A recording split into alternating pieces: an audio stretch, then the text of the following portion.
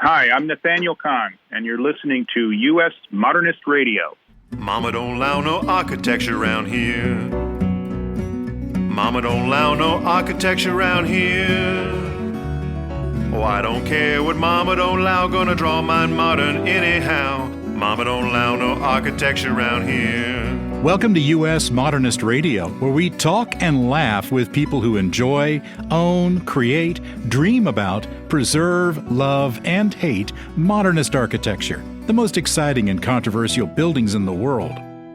There have been movies about movies, like Get Shorty, for instance, plays about plays, like A Midsummer Night's Dream, and today, a book about books.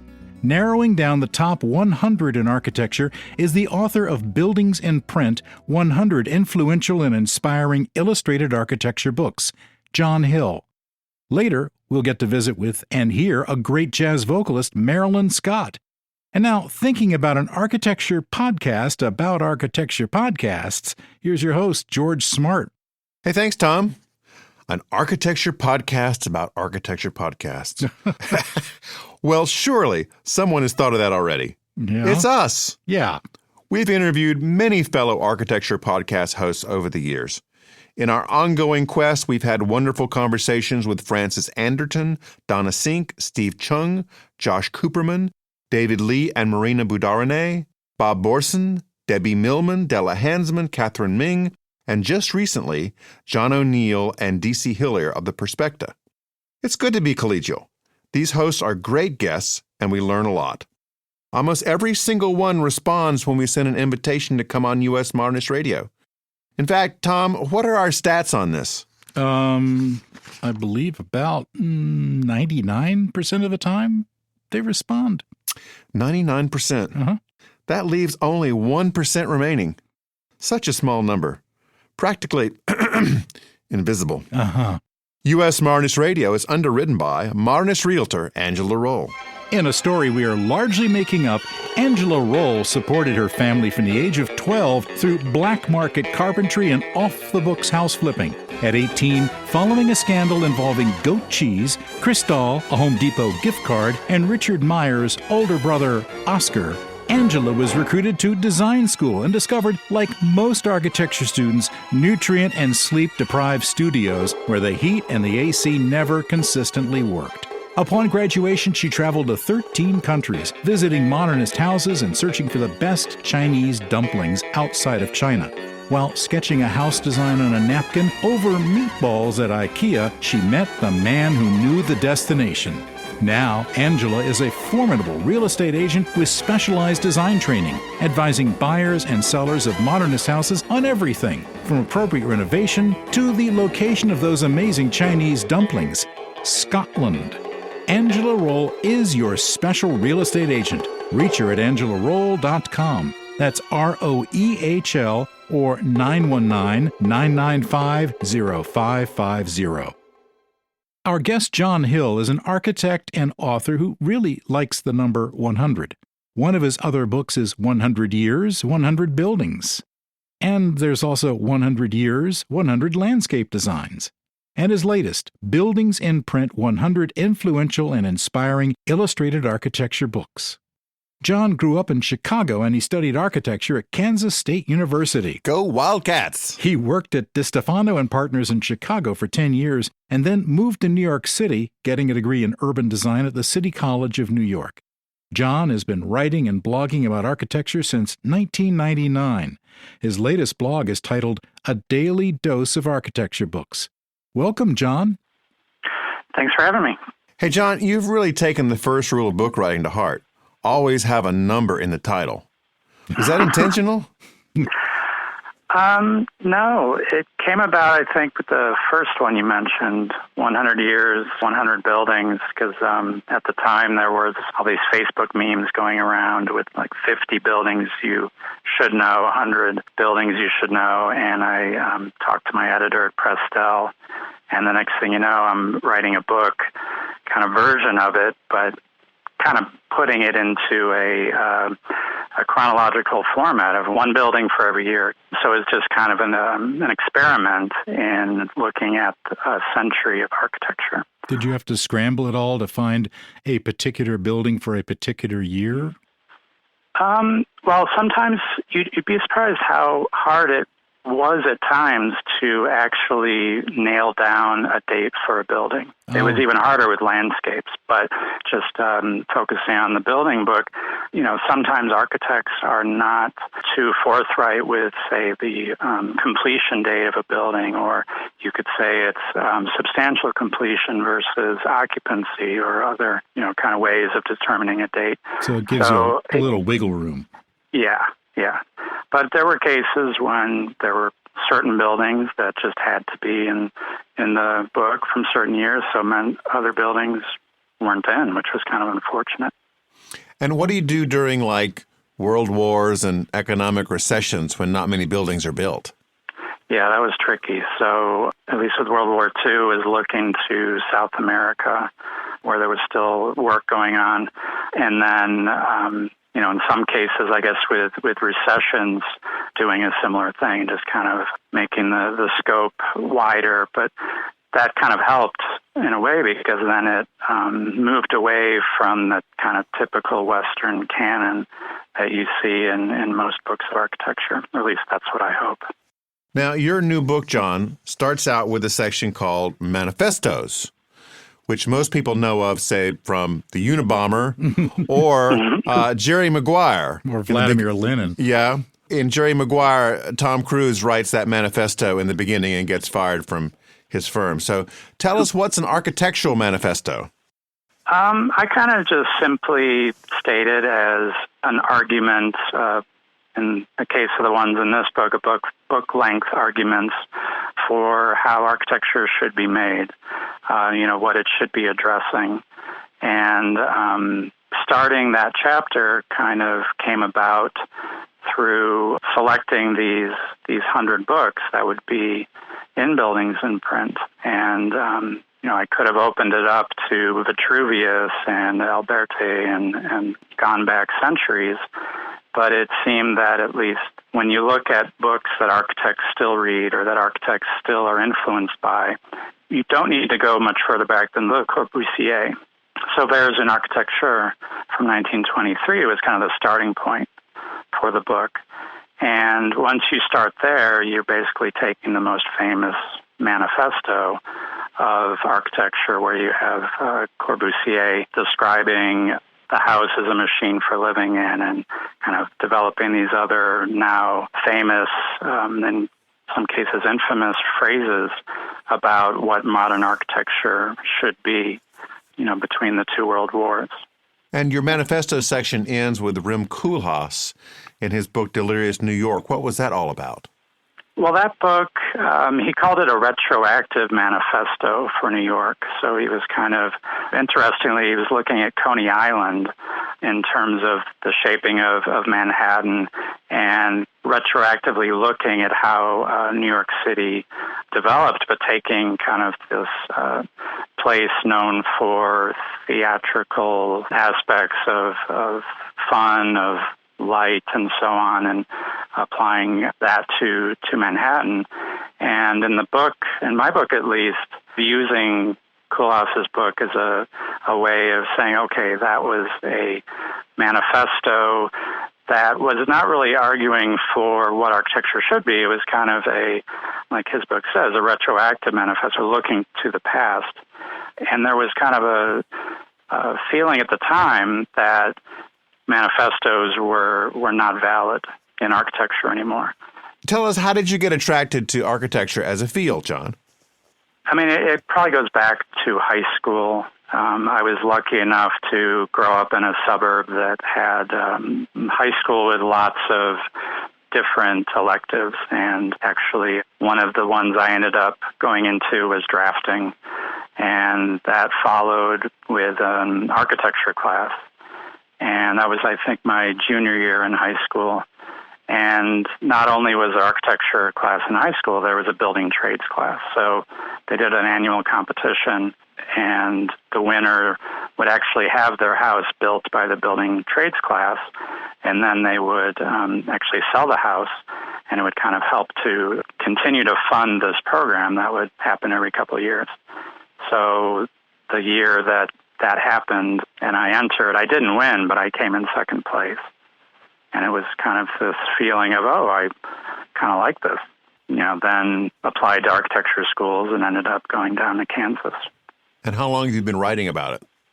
I started with blogging and all that in 1999. I edited a student journal in college. I wasn't planning on that sort of thing. I liked reading books in the library, looking at magazines and so on. But under a professor, I was able to co-edit this journal, and that kind of got me at least onto this path of using print, using words and so on, words and images together to kind of explore architecture. So when I was working in Chicago in an architecture firm after college, there was kind of this frustration on my part because what I had done in high school in terms of going to the library and looking at what architects were doing, we didn't do that in the office. The office was very, very much about only looking at the office for precedent.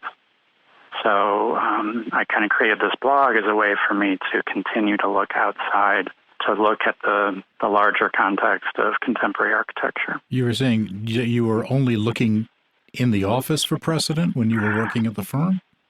Yeah, there was actually this attitude at the time that if you, say, talk about another architect or present another architect's work as an inspiration for what you're doing, the client is going to turn around and hire them instead of you.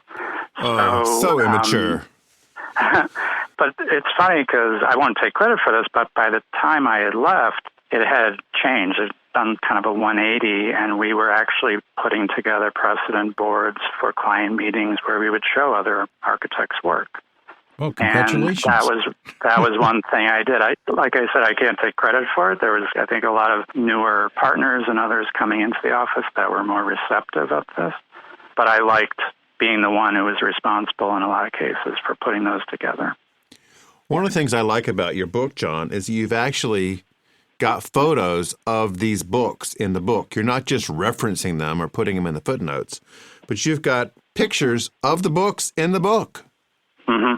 Yeah, in one case, there's a book in a book, and then in this book about books. So. This is the turducken of architecture books. Yeah, right. Exactly. Right. And another thing I like about this is that you're not just picking sort of, highfalutin, pretentious architecture texts. I mean, you've got some really interesting choices in here. Like one of my favorites which is a great one, is the 1968 AIA Guide to New York City. Tell us about that. Well, that's kind of a classic in the genre, if you will, of guide. I mean, should mention I have written a few architectural guidebooks as well, so I kind of have a soft spot for older guidebooks, which I used as precedents when I was writing those. And the AIA Guide is just kind of famous for these kind of pithy descriptions and a very overt sense of humor, but also calling out certain buildings for questionable forms or what have you in their designs. But I didn't want to say just bring to light the 5th edition that is most recent. It was actually going back to the original one, finding a 1st edition copy and then taking photographs of that. And I should mention I took all the photographs in the book. It was kind of taking over the dining room for a few months. It was interesting for me, going back to the 1st edition, to see how the same but different it is from the later editions, how there were advertisements in the 1st edition and those disappeared in later editions, or the way the maps were drawn, or the way they included this big 2-page cutaway kind of axon of the island of Manhattan, showing all the subways and other utilities coming in and out of the island. Is it hard to find that book now? I think that one, not so much. I think, and you could probably get it, I don't remember how much I paid for it, but it's one that you could get fairly cheap. Probably harder is the one that came out a year before for the AIA convention that was in New York. that edition was produced for it, and then I think it was Macmillan published it 1 year later with a larger print run. Another book you have in here is a very recent one by our past podcast guest, Beatrice Colomina, called X-Ray Architecture. What's that one about? Well, that one is, she talks about it in the book of that when she was, I guess it was for her dissertation, she wanted to write about how things like tuberculosis influenced architecture. But for one reason or another, her dissertation ended up being about Adolphe Loos and Corbusier and how they use image, photography, books, media, and so forth to further modern architecture. And that ended up becoming the book Privacy and Publicity, which is an excellent book as well. But I was drawn to X-ray architecture just because it's a very visually interesting book, and I think a pretty interesting argument of how, in a sense, with tuberculosis at the turn of the century in the 20s and so on, and at that time, there was really no known treatment or cure for TB. So one thing that was used was it was recommended that you get sunlight, you get fresh air, and buildings provided this, and that's kind of in her argument how a lot of modern architecture was created. It's a beautifully produced book. It has a lot of beautiful illustrations and has a lot of Colomina's explorations of how architecture relates to technology. John, tell me, I've got to ask, what do you think about Bjarke Ingels? Because he's got some great books out there like Yes is More, which seems to be pretty out there as a book.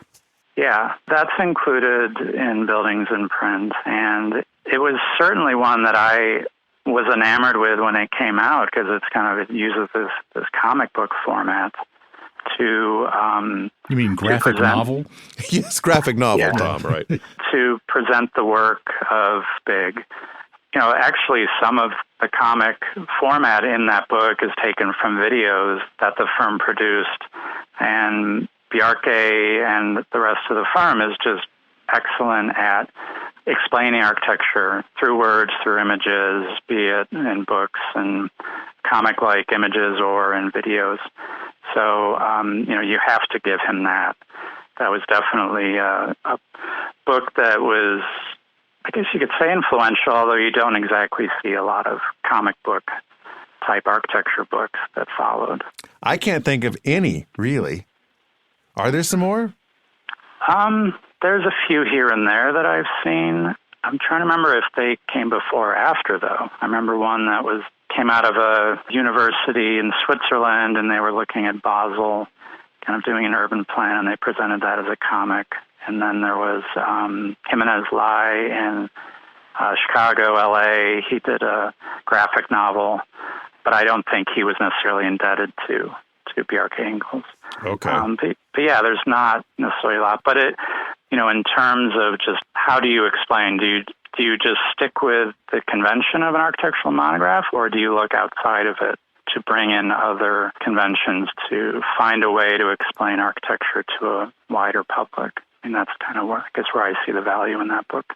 It seems like what you're doing, John, would make a wonderful podcast. Have you thought about that?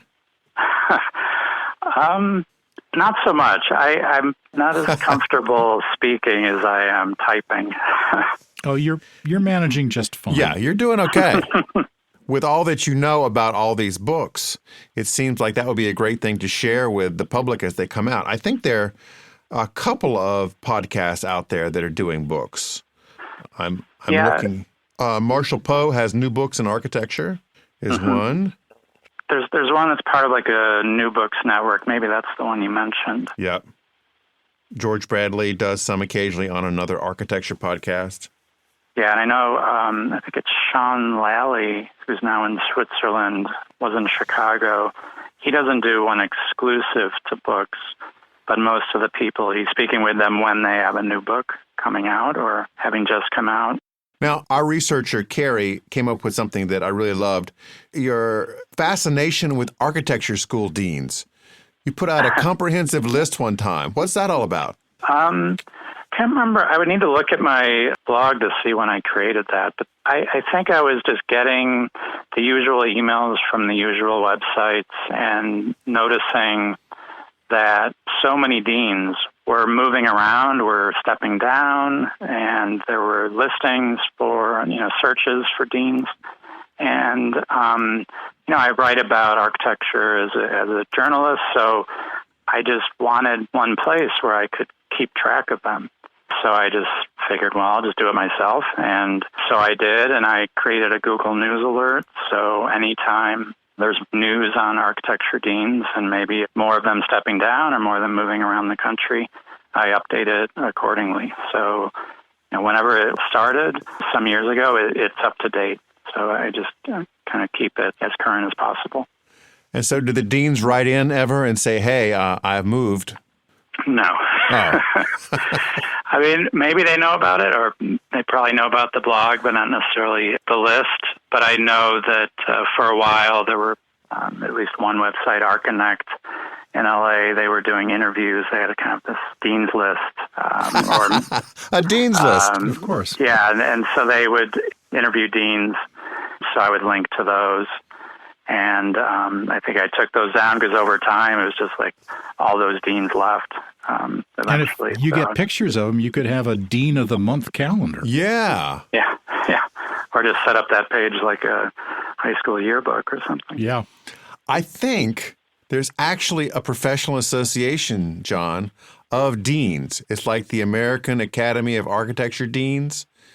There's something like that they belong to? Okay. And they hang out together, I think, at the AIA National Convention that they all go to. It makes sense. And have a party. In New York, they do an annual roundtable where they gather 15 or so deans from the city and from the other parts of the state and nearby.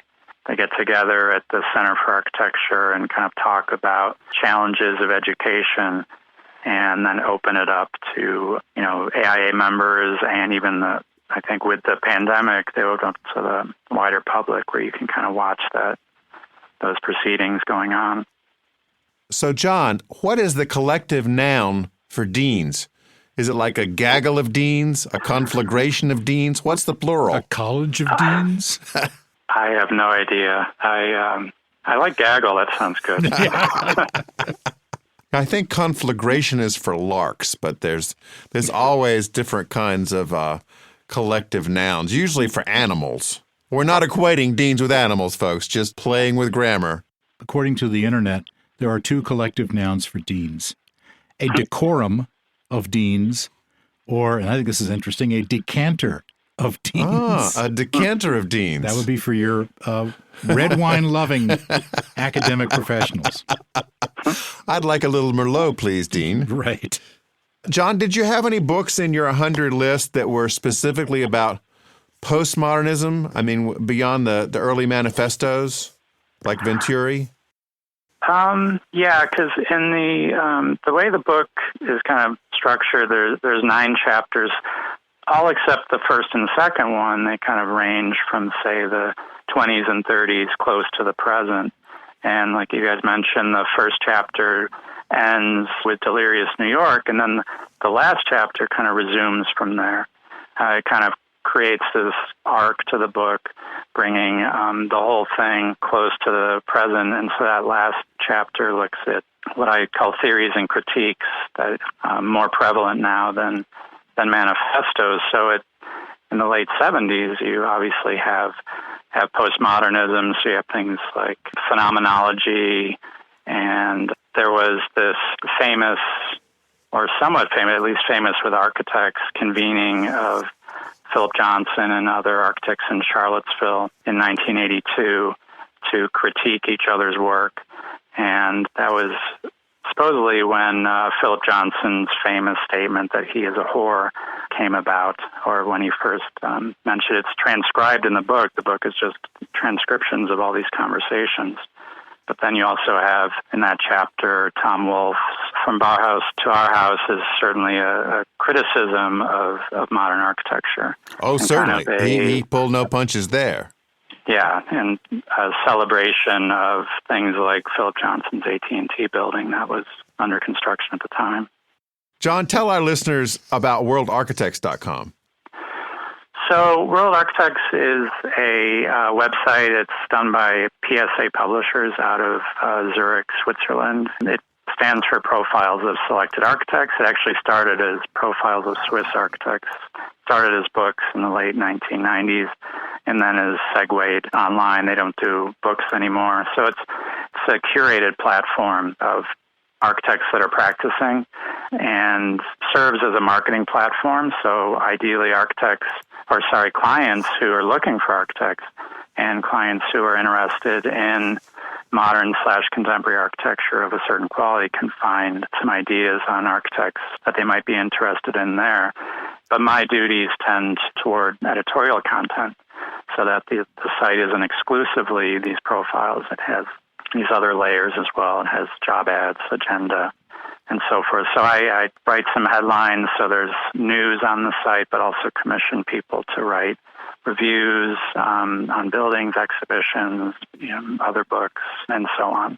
The site is world-architects.com, and the book is Buildings in Print, 100 Influential and Inspiring Illustrated Architecture Books.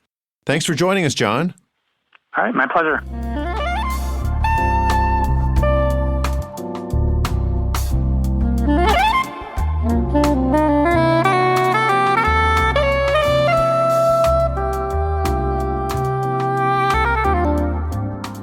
Jazz vocalist Marilyn Scott heard Nat King Cole and Ella Fitzgerald records growing up.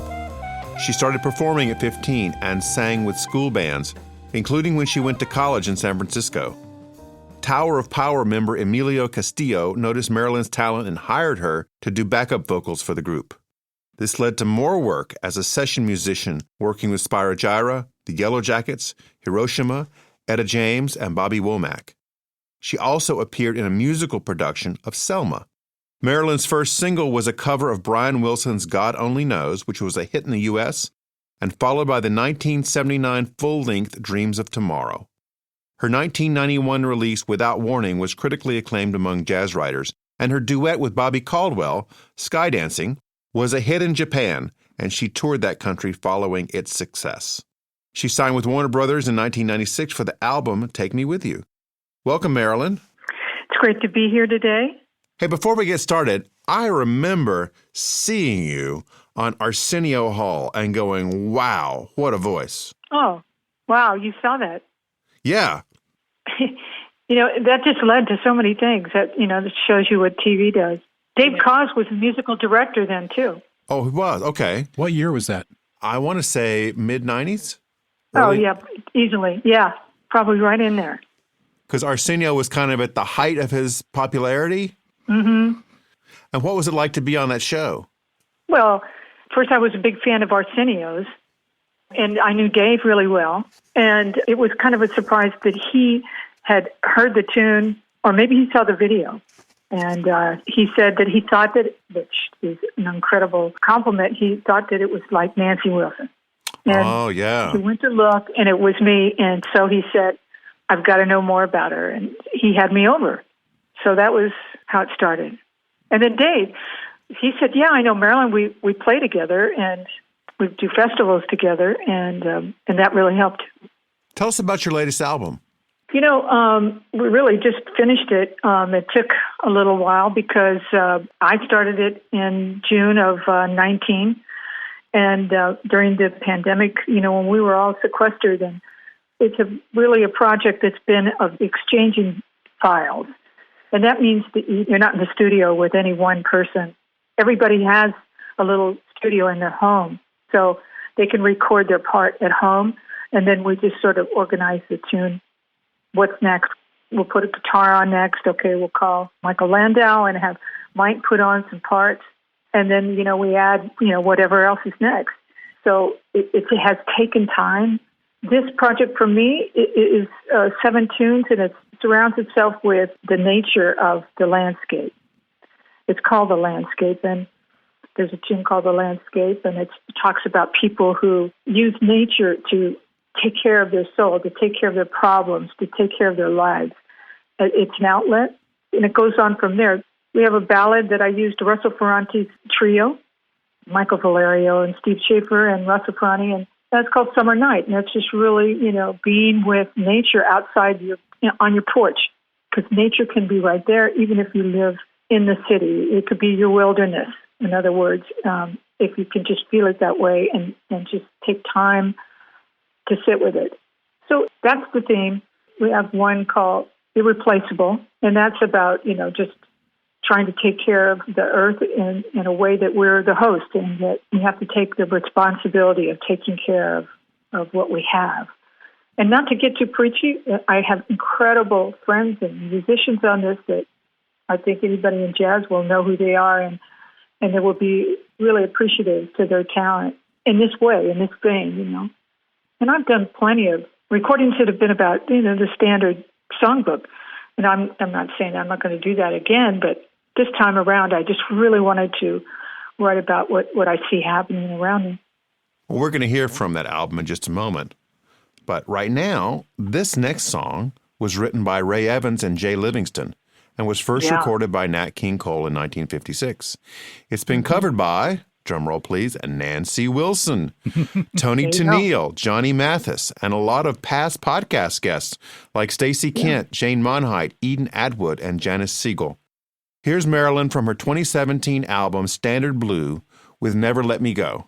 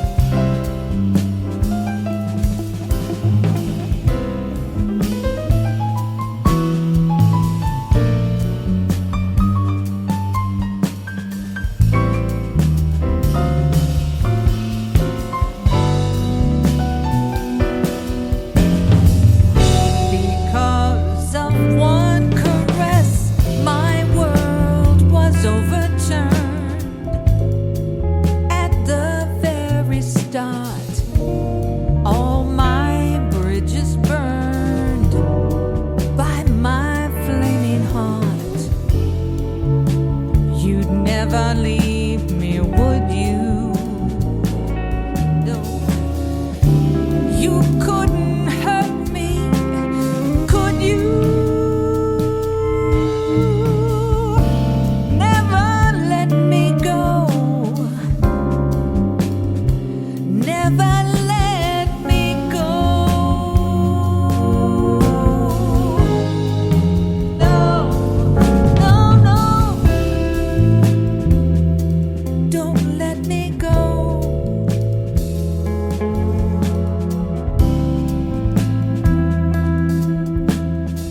I'll be loving you so.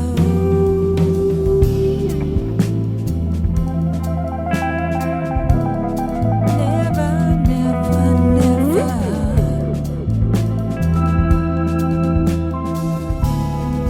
Don't let me go.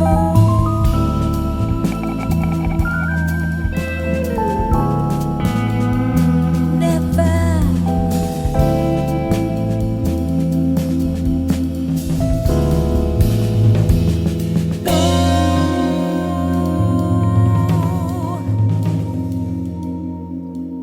Very languid. Nice. Thank you. Not many people can pull off those changing tones. Oh, well. Well, we know somebody who can. Well, you don't even notice it. You just do it, because it's such a great tune. It's so melodically, it's so beautiful. And, we just play with all the harmonized changes and, then, there's just great playing all around. Now, as you've cobbled together the pieces of the album across the different members of your crew, are you thinking about going out on the road and doing some performing? Well, sure. I think that'll be a natural thing to do. I've got a booking agent, and I know that we're going to play. Yeah. I hope you make it back into New York and some of the cabarets up there. That would be really nice. And there's just so many great places to play, and so many jazz clubs did go down during the pandemic. They just couldn't make it. But I think that things are getting a little better now. And with luck, this COVID variant won't put us back down again into some kind of lockdown or something. Our research team found out that at one point you designed baby clothes called Starting Green. I did. Yeah, for sure. Yeah. Are they still going? Yeah, because Starting Green. No, because the bottom kind of fell out of organic. The bottom fell out. Oh, but it don't. Yeah, because they were all organic clothes. It was a bit much. I mean, I stayed around for 5 years, and I think the clothes were really cute. There's a lot of work, but I really loved it. So I guess you got to the point where you had a manufacturing operation and they were turning them out. I did. I had some beautiful ladies that made the clothes downtown L.A. I sourced the fabric. I tried to get as much fabric here in the States that I could. But, it was pretty costly, and people just needed to save money, and they weren't going to spend it on organic. Has that changed at all? Have they gotten more used to it, or have the prices of organic come down? I think most of the fabric now is all worldwide, and it came down. But the standard of organic fabric did change. The watchdog of it kind of went bad. And there was a lot of things I wanted to do. I wanted to make an organic diaper, too. That would have been cool. You start to go from one thing to the other, But anyway, that's okay. I went back and did another record to get my creativeness supplied. Tell us about this next song, Thrown Out into Space. Yeah, it's a sort of a plea for, tell me what I need to do. Tell me where I'm going in life and in nature. And sometimes you just feel sort of like you're not sure where you're headed. But I kind of wrote it in the sense of looking to nature to help the answers. And the same thing for the tune Landscape. It's about if you're hiking, maybe you got laid off your job and you take a hike because you just need to clear your head, That's the kind of thing, So it's a little ethereal, but it's interesting. Here's Marilyn with Thrown Out into Space.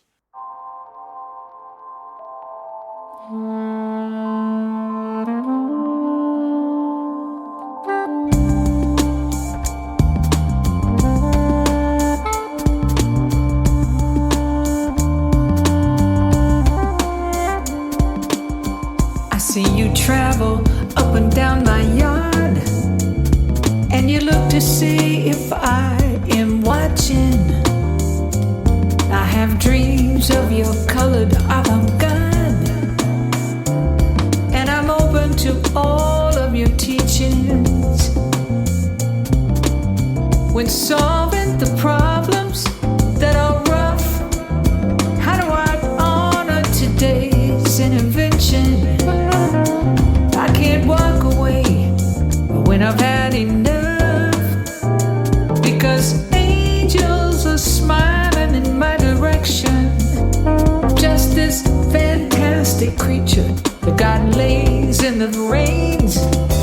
I'm overwhelmed with feelings I can't explain. I've got dirt in my fingers, stars in my throat. My path is overgrown. Can you tell me why? Butterfly. I've been thrown out into space, but you hold the truth in your tiny wings. Can you tell me why? Tell me why, butterfly.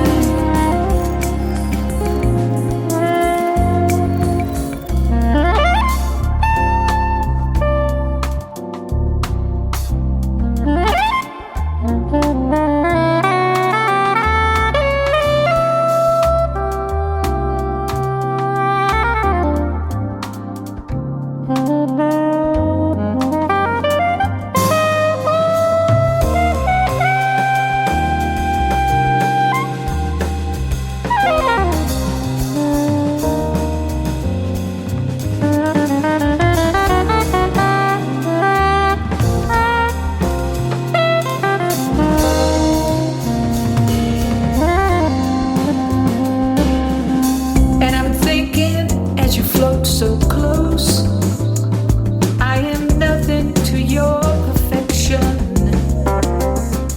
Is it black or white or full of hue? Where freedom can be my expression. Such a strong light, so bright. You're like the sun with an aura that is believing. Don't leave before you expose the rhyme. Just paint it before my mind when I'm singing. It's a fantastic creature that God lays in the rains. I'm overwhelmed with feelings I wouldn't try to explain, but it's in your tiny wings, butterfly. Yeah. Can you tell me why? Butterfly. I've been thrown out into space, but you hold the truth in your tiny wings. Can you tell me why? Tell me why, butterfly. I've been thrown out into space. I've been thrown out into space. I've been thrown out into space. I've been thrown out into space, but you hold the truth. I've been thrown out into space. I've been thrown out into space. I've been thrown out into space. I've been thrown out into space. I've been thrown out into space. Who are you singing that song to? Is it the Butterfly? It's the Butterfly. Oh, that's cool. Yeah. I like that song. Wow, that's nice. I'm glad you do. Now, in addition to decades of great jazz, Marilyn is also a modernist homeowner with a house designed by, was it Jack Mieselman? It's a Midsummer, yeah. It's a 1958 mid-century. In Palm Springs. In Palm Springs. Tell us about the house, Marilyn. It's a 3-bedroom, a 2-bath. It was remodeled in 2006 through 2008. We got it in 2010. It's great. It really is. It's like a little sanctuary. When you come in, you just don't want to leave. It has a typical type of architecture that they built in these subdivisions, 1956 through 1958. And there's some great examples all through Palm Springs of great architecture from those days, from the 50s and the 60s. I had a really great time seeing your house in Palm Springs, Maryland, and you're right. The house is wonderful, and the neighborhood, too, is just spectacular.